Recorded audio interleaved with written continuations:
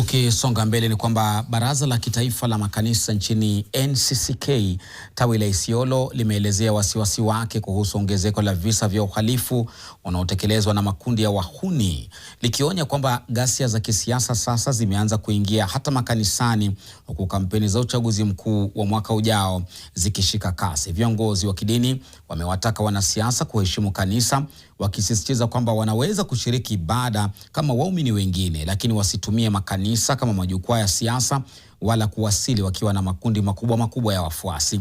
Aidha, wameitaka serikali kuimarisha usalama na kupambana na matumizi ya dawa za kulevya, ujambazi na wizi wa mifugo, huku wakihimiza uwekezaji katika kuwawezesha vijana ili kuzuia matumizi ya vijana hao kuzua vurugu za kisiasa.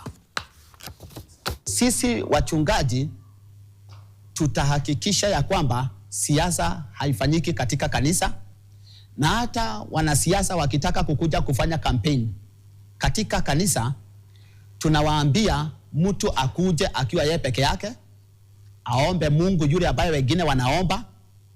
Akimaliza kuomba Mungu, aende apatiwe platform hapo nje ili to maintain sanity na sanctity ya kanisa zetu.